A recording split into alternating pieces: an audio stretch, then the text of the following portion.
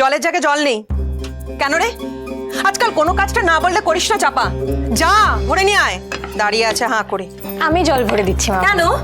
তোকে বললাম করতে। এত আকবারই কাজ করতে আসিস কেন? তুমি রাগ করছো কেন মামুনি? আমি ভাবলাম হাতে হাতে করে দিলে তোমাদের একটু হেল্প হয়ে যাবে, তাই। তোর তো এখন এই কাজগুলো করার কথা নয়, তাই না? তোর এখন পড়াশোনা করার সময়। পরীক্ষা না সামনে, যাও পড়াশোনা করে আমাকে উদ্ধার করো। হ্যাঁ মামুনি, পড়াশোনাই তো করছিলাম। এখন ব্রেকফাস্টের টাইম, তাই। আমি এখন বাড়িতে আছি তো মিলি। আরে তুই চিন্তা করছিস কেন? তোদের এখন শুধুমাত্র কাজ হলো ব্রেকফাস্ট খাওয়া, বাকি সব আমার দায়িত্ব। হ্যাঁ আমি জানি হোটেল ম্যানেজমেন্ট পড়ে নানা ধরনের রান্না শিখেছিস, কিন্তু বাড়িতে এসেছিস রেস্ট নে। রান্না বান্নার মধ্যে একদম ঢুকতে হবে না। অ্যাপ্রন পরার কোনো প্রয়োজন নেই, খুলে ফেল। মা, এটাই তো আমার কাজ, তাই না? যত প্র্যাকটিস করব তত ভালো হবে। দেখি ছাড়ো। দেখো, তুমি যখন মিলিকে বলছো পড়াশোনা করতে, তেমনি রান্না বান্নাটা হলো আমার পড়াশোনা। হ্যাঁ, কিন্তু ব্রেকফাস্ট তো প্রায় রেডি হয়ে গেছে। ঠিক আছে, যেটুকু বাকি আছে সেটুকু করি। ঘটের মতো দাঁড়িয়ে আছে। আচ্ছা বেশ, ঠিক আছে, যাসনি যখন তখন থাক। ব্রেকফাস্ট হয়েই গেছে, একবারে খেয়েই যাবি। তোদের মেজদা মহারাজ তোকে যখন রাস্তা থেকে কুড়িয়ে নিয়ে এলো, আমাকে বললো মা তোমাকে একটা সারপ্রাইজ দেব। সারপ্রাইজ? আমি তো শকড। অবশ্য সারা জীবন ও শুধু শখে দিয়ে গেছে আমাকে। এমন একটা দিন যায়নি যেদিন ওকে নিয়ে আমাদের দুশ্চিন্তা হয়নি, একটা দিন না।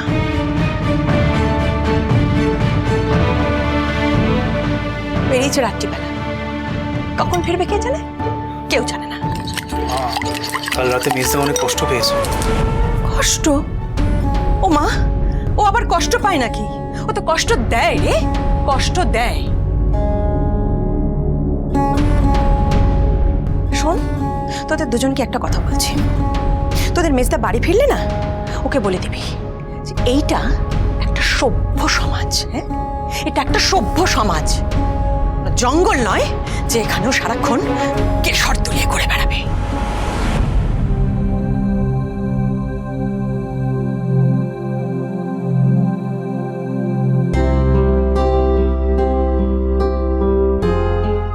হ্যাঁ, আমি কিছু করিনি স্যার। মহারাজ ওকে ধাক্কা মেরে ফেলে দিয়েছে। মহারাজ খুন করেছে, আমি সত্যিই কিছু করিনি।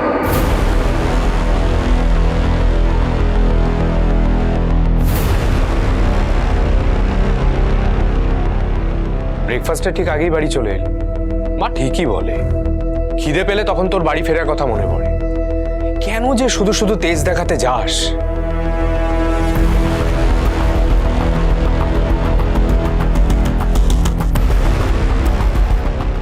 কি হলো?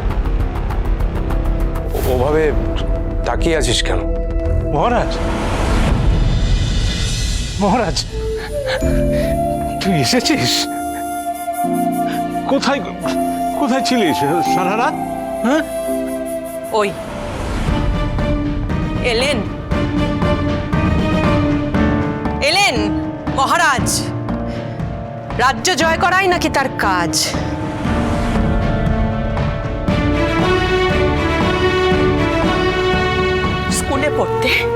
স্কুলে পড়তে খুন করে হাত পাকিয়েছিস, গুন্ডা কোনে। আচ্ছা, ফিরে আসতে না আসতে শুরু করে দিলে। যা করছিলে করো না, তুমি যাও। কি রে, এই জামাটা ছিল কি করে? হ্যাঁ,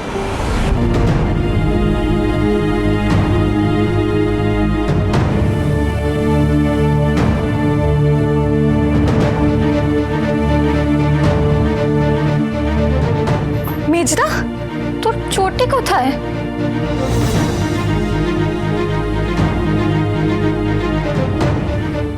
কি রে, তাই তো মানে এরকম নোংরা হয়ে আছে তোর পা।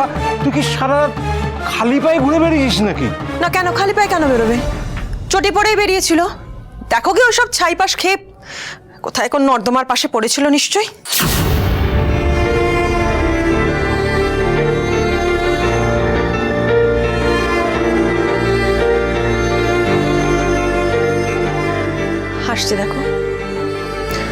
সাজুগুজের পরেও হাসছে, ও না দিন দিন নির্লজ্জ হয়ে যাচ্ছে।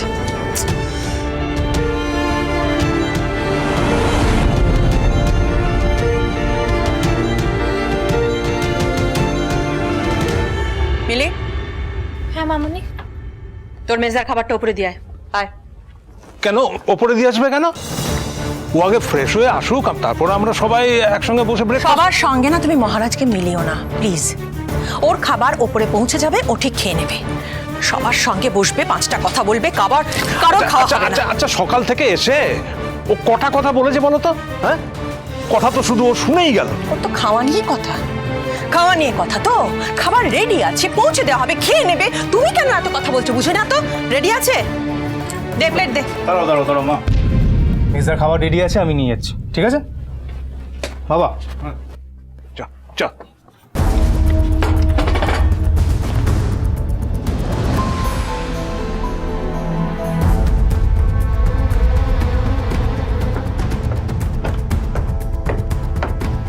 চললেন সাত সকালবেলা মেজর ছেলের সঙ্গে আদিক্ষেতা করতে চললেন।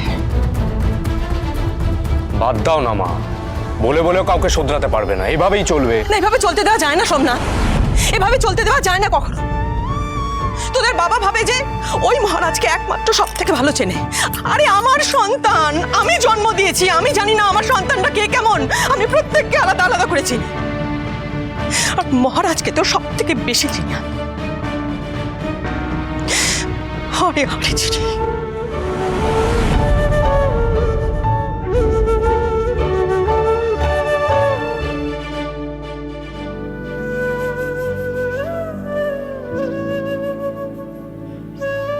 মহারাজ, তুই? ও হ্যাঁ, সব ঠিক আছে তো? খুব চিন্তা করেছো কালকে? চিন্তা করো না, সমস্ত কথা হয়ে গেছে জেমের সঙ্গে, সব ঠিক আছে মহারাজ। আরে বলছি তো বাবা, কোনো চিন্তা করার দরকার নেই। ওই জেমস স্যারের সাথে সমস্ত কথা হয়ে গেছে, তোমার সেটেলমেন্টের টাকার সমস্ত ব্যবস্থা উনি করে দেবেন, স্মুথলি হয়ে যাবে, কোনো চিন্তাই নেই। আর আমাদের শিব, তার নতুন রেস্টুরেন্টটাও খুলে যাবে, আর তারা নিজের নতুন ব্যবসাটাও খুলতে পারবে। নো টেনশন, তাই না? হ্যাঁ, আমি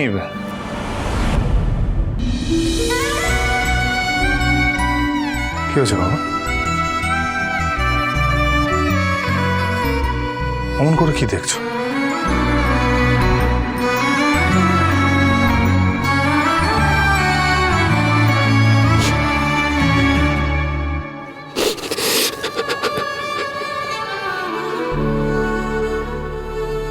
কাঁদছো বাবা? না না, কেঁদো না, কেঁদো না। কাঁদছো কেন বাবা? কি হয়েছে? কাঁদছো কেন?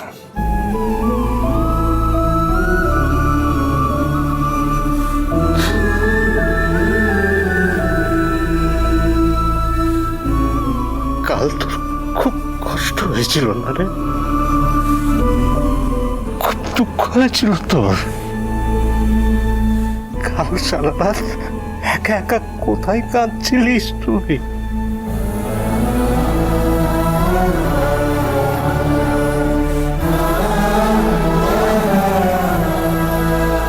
আসলে আসলে পুরনো কথাগুলো বারবার সুনামির মতো আছড়ে পড়ছিল।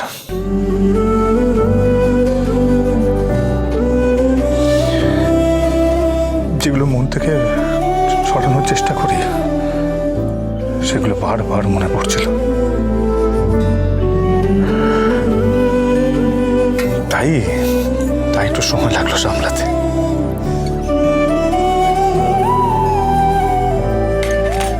বাবা, সেদিন সত্যি কি মেজদার কোনো দোষ ছিল?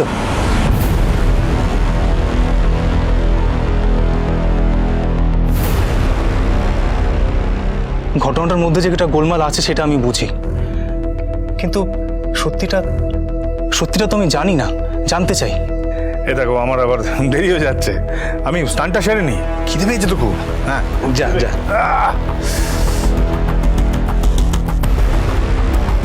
মেজদা আমার কথাটা এড়িয়ে গেল সেটা বুঝি, কিন্তু বাবা তুমি আমাকে সত্যিটা বলো প্লিজ।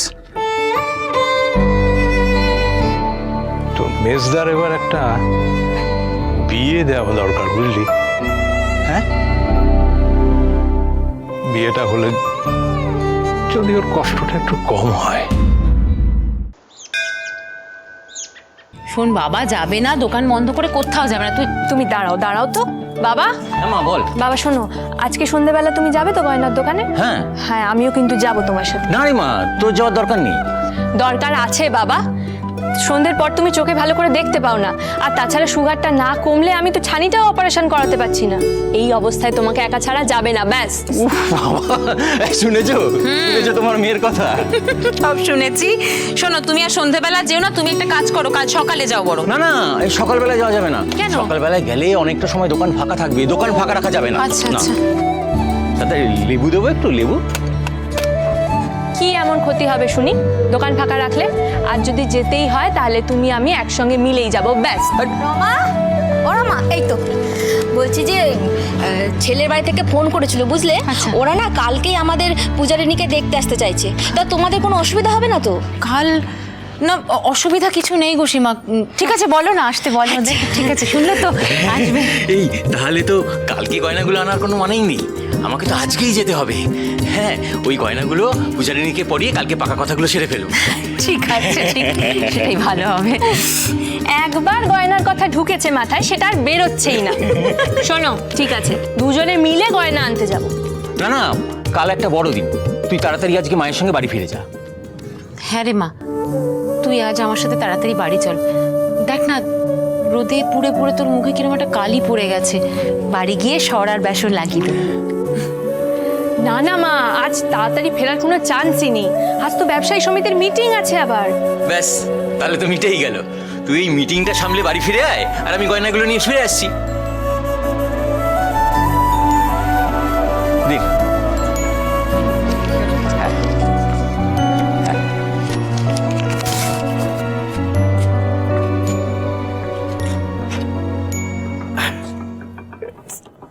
বাবা, হ্যাঁ। শোনো না, তোমার জন্য খুব চিন্তা হয় আমার। চিন্তা? কিসের চিন্তা রে মা? জানি না বাবা, কেমন যেন হচ্ছে সব কিছু। এই মাথায় চোট পেলে তারপর একটার পর একটা রোগ লেগেই আছে আমার। অত চিন্তা করিস না রে মা, তোর বিয়ে না দিয়ে আমি মরছি না। আমার না ভালো লাগে না বাবা, মরার কথা আজকের পর থেকে কোনোদিনও বলবে না তুমি। দেখ রে মা, কালের নিয়মে একদিন সবাইকেই মরতে হবে। শুধু বিয়ে নয়, তোর সিএ হওয়াটা যদি দেখে যেতে পারতাম তাহলে খুব খুশি হতাম।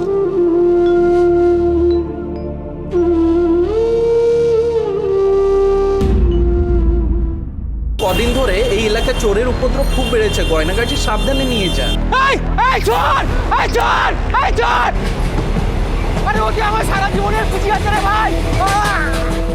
আপনার কোনো ফোন নাম্বার আছে? বাড়িতে একটা ফোন করা দরকার।